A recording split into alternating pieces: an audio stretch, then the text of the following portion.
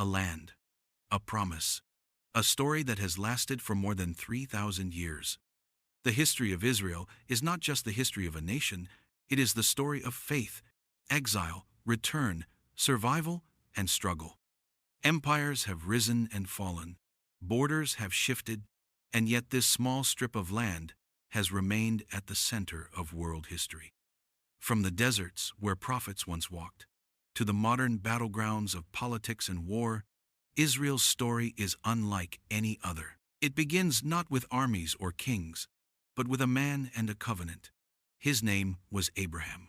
According to the Hebrew Bible, God spoke to him, telling him to leave his homeland and journey to a land that would be shown to him, a land that would one day belong to his descendants. That land was Canaan, the birthplace of the people who would later be called Israel. The promise to Abraham that his descendants would be as countless as the stars became the foundation of Jewish identity, a bond between people and land that would never be forgotten. Generations passed. The descendants of Abraham, Isaac, and Jacob, the patriarchs, faced famine and hardship. They went down to Egypt, where at first they survived, but in time they became enslaved. And it was here, under oppression, that the defining story of the Israelites was born, the story of Moses.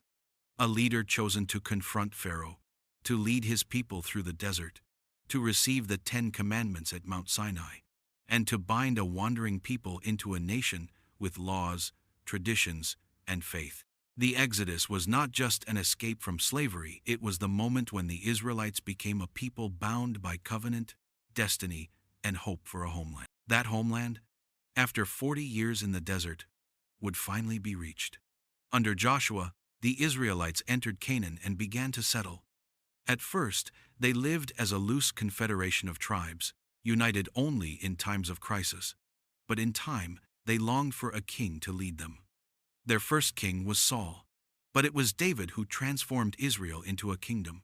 King David conquered Jerusalem, making it the political and spiritual heart of the nation. His son Solomon built the first temple, a place where heaven and earth seemed to meet, and where the Ark of the Covenant was said to rest. For the Israelites, Jerusalem was no longer just a city. It was sacred, eternal, but glory rarely lasts forever. After Solomon's reign, the kingdom split: Israel in the north, Judah in the south. Enemies closed in. The Assyrians destroyed the northern kingdom, scattering its people, the lost tribes of Israel. The Babylonians came next, capturing Jerusalem, burning the temple, and carrying the people of Judah into exile. For the first time, the Jews were torn from their land. And yet, something remarkable happened. In exile, instead of disappearing, they held on to their identity. They kept their faith, their traditions, their dream of return.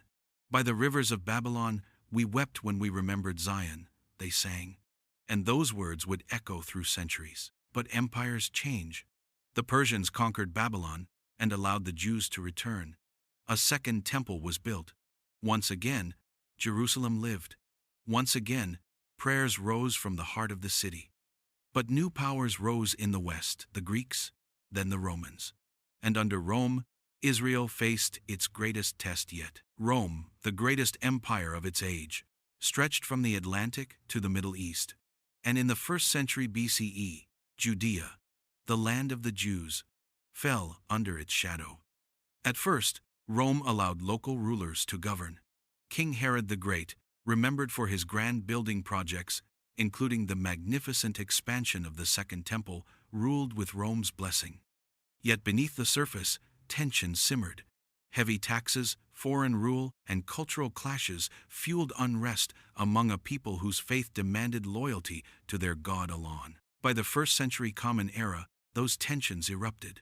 Revolts broke out against Roman power, and Rome responded with overwhelming force. In the year 70 Common Era, Roman legions marched on Jerusalem. The city was besieged, starved, and finally destroyed. Flames consumed the Second Temple, the sacred heart of Jewish life. For the Jewish people, this was more than military defeat. It was a spiritual catastrophe. The temple, the center of worship, was gone. Only a fragment of its western wall survived, what we now know as the Western Wall, still sacred to Jews today. But Rome's wrath did not end there. In 135 Common Era, another revolt, the Bar Kokhba revolt, was crushed with brutal efficiency. Hundreds of thousands were killed, survivors were sold into slavery, and Jews were banned from Jerusalem. The Romans renamed the land Palestina, erasing even the name of Judea in an attempt to sever the people from their homeland. The Jewish nation, as it had once been, was gone, but the people were not. Scattered across the empire and beyond, they carried their faith, their traditions, and their memory of Zion with them. This was the beginning of the Jewish diaspora. From North Africa to Europe, from the Middle East to Asia, Jewish communities took root. Wherever they went, they built synagogues, studied Torah, and ended every prayer with the words, "Next year in Jerusalem." Their homeland lived in their hearts, even as centuries passed. Yet exile was not easy. In many lands, Jews faced suspicion, discrimination, and violence. Still, they survived. They adapted to new languages and cultures while preserving their identity. In Islamic lands, Jewish communities sometimes flourished under tolerance, contributing to philosophy, medicine, and trade. In Christian Europe, life was often harsher, marked by expulsions, forced conversions, and persecution. Yet through it all, the dream endured. The dream of return, the promise of Israel. As centuries turned into millennia, empires rose and fell. The Byzantines, the Arabs, the Crusaders, the Ottomans, and still, Jews remained scattered, waiting for the day they might return to the land that had been promised to Abraham, the land where David had ruled, the land of Zion. But history was not finished. A new age was coming, an age of nationalism, upheaval, and revival. And in that age, the dream of Israel would begin to take shape once again. For nearly 2,000 years, the Jewish people lived without a homeland. Yet their history did not stop it, continued in exile, written in the streets of cities far from Jerusalem, in the ghettos of Europe, in the marketplaces of the Middle East, in the courts of kings and sultans. In the Islamic world, Jewish communities often found relative safety. Under Muslim rule in Spain, for example, during the so-called Golden Age, Jewish poets, philosophers, and scientists thrived. Thinkers like Maimonides shaped not just Jewish tradition, but also the broader world of philosophy and medicine. Jews were traders and scholars, contributing to the societies they lived in while holding tight to their faith. But in Christian Europe, the story was darker. Jews were marked as outsiders, blamed in times of crisis, targeted in waves of violence. They were expelled from England, from France, from Spain in 1492.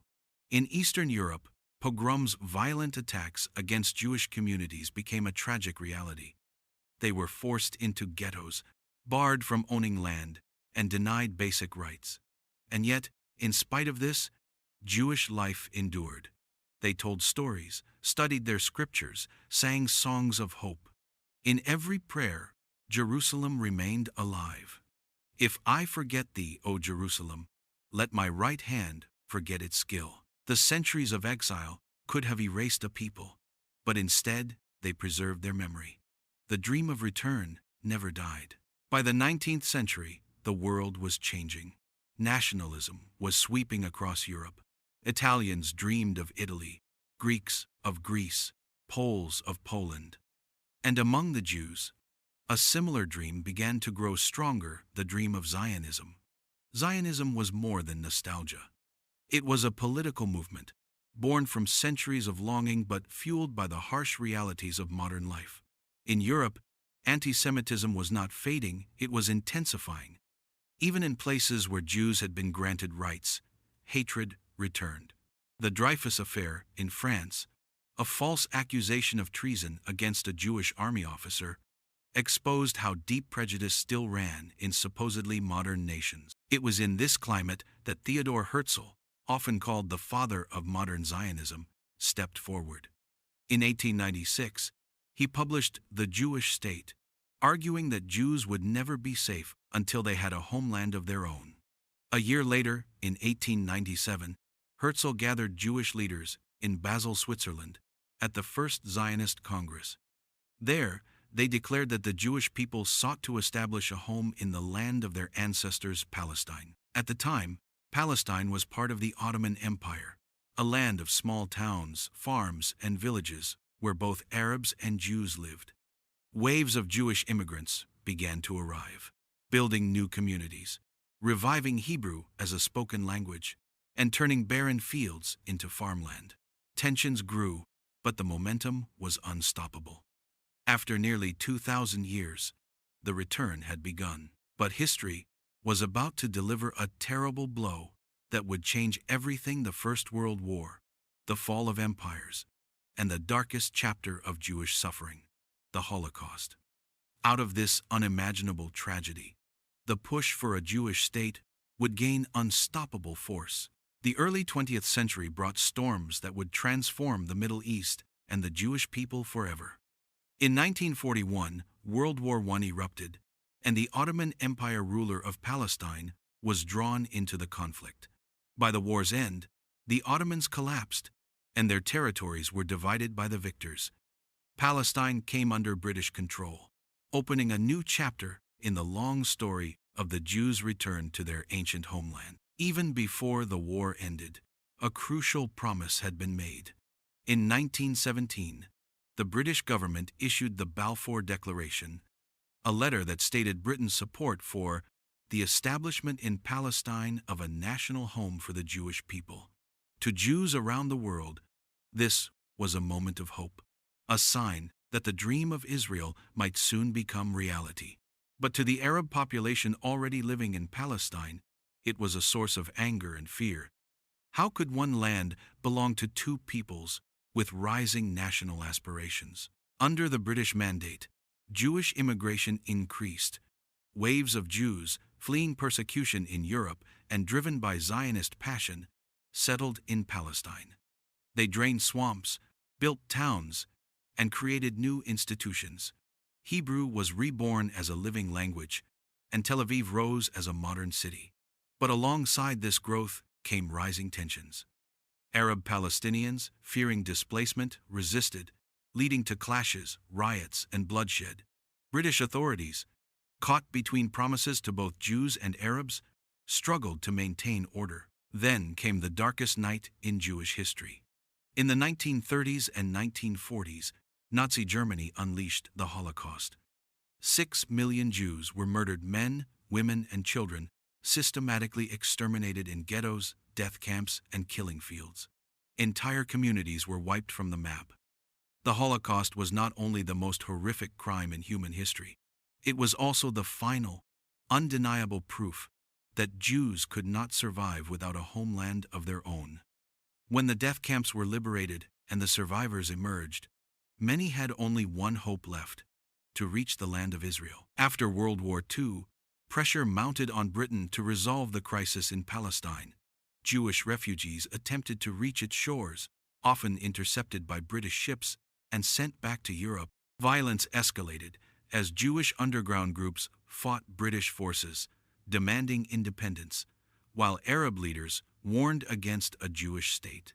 The world watched as Palestine became the center of international attention. In 1947, the United Nations proposed a plan to partition Palestine into two states, one Jewish, one Arab, with Jerusalem under international control.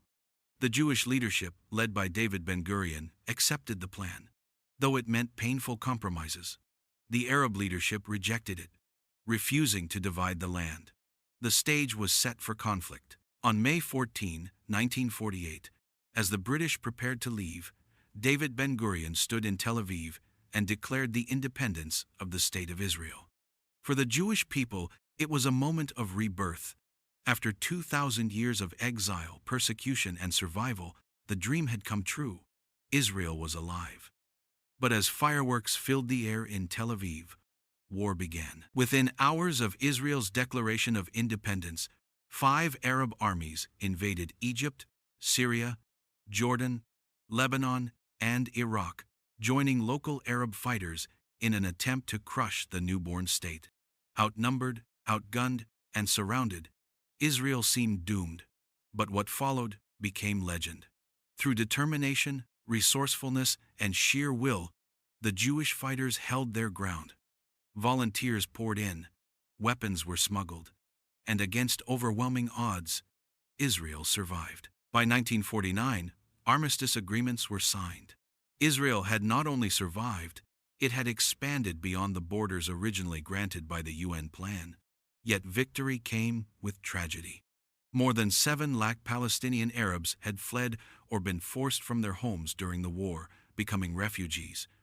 For Israelis, 1948 was the War of Independence. For Palestinians, it was the Nakba, the catastrophe. 2 peoples, 2 narratives, both rooted in the same land. And from that moment, the conflict that still defines the Middle East began. In the years that followed, Israel faced both triumphs and trials. Waves of Jewish immigrants arrived, Holocaust survivors from Europe, Jews from Arab lands fleeing persecution, refugees from across the world. They poured into the young state, building new lives. Israel absorbed them all, though the challenges were immense: housing shortages, poverty, and cultural divides. Yet the nation grew. Fields were farmed, cities expanded, universities were founded. Hebrew became the heartbeat of a vibrant, modern society. But peace remained elusive. Hostility with neighboring Arab states persisted. Borders were tense. Skirmishes flared. And then, in 1967, the Middle East exploded once again. June 1967, the Six-Day War. Israel, facing threats from Egypt, Syria, and Jordan, launched a preemptive strike. In less than a week, Israel stunned the world with a lightning victory. Its forces captured the Sinai Peninsula, the Gaza Strip, the Golan Heights, and most importantly, the West Bank and East Jerusalem, including the Old City and the Western Wall. For the first time in nearly 2,000 years, Jews stood once again at the holiest site of their faith. Soldiers wept as they touched the ancient stones. The reunification of Jerusalem was a moment of profound emotion, seen by many as the fulfillment of prophecy. But with triumph came new dilemmas. Israel now controlled territories populated by Palestinians, reigniting questions of identity, sovereignty, and peace. Should the land be kept for security and history, or traded for peace? Decades later, these questions still remain unanswered. 6 years after the euphoria of 1967 came another trial. In October 1973, on Yom Kippur, the holiest day in Judaism, Egypt and Syria launched a surprise attack. The Yom Kippur War was Israel's darkest hour. At first, its survival seemed in doubt. But after days of fierce battles, Israel pushed back, eventually surrounding Egyptian forces. The war ended with a fragile ceasefire. The cost, however, was heavy: thousands of lives lost, scars left on a generation. Yet it also paved the way for something unexpected: peace. In 1979, Egypt became the first Arab state to recognize Israel.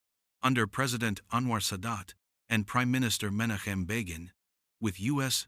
President Jimmy Carter mediating at Camp David, a peace treaty was signed. Sinai was returned to Egypt, and though relations were uneasy, a precedent had been set. Peace, though rare, was possible. The decades that followed were marked by both progress and pain. In the 1980s and 1990s, Israel fought wars in Lebanon, faced waves of terrorism, and endured uprisings known as Intifada's Palestinian rebellions against Israeli control. Images of stone-throwing youth and heavily armed soldiers filled the world's screens.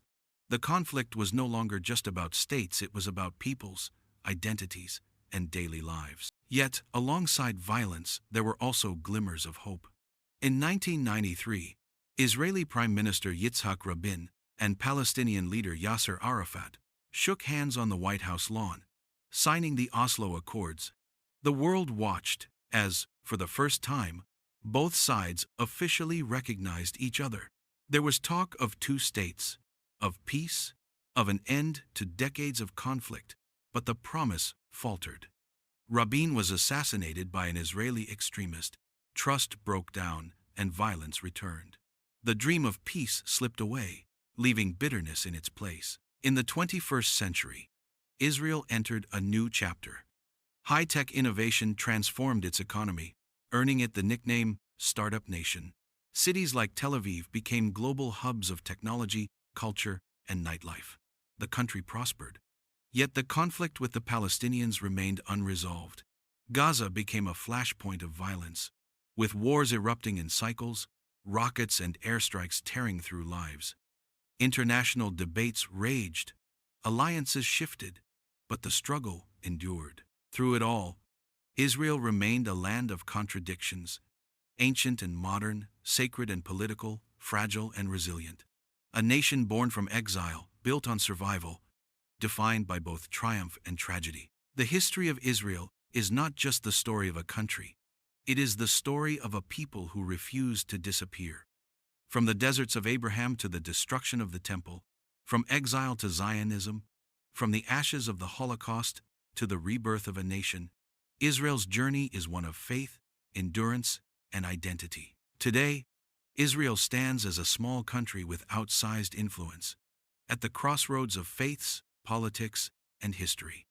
Its past is long, its present is complex, and its future, like its history, remains uncertain.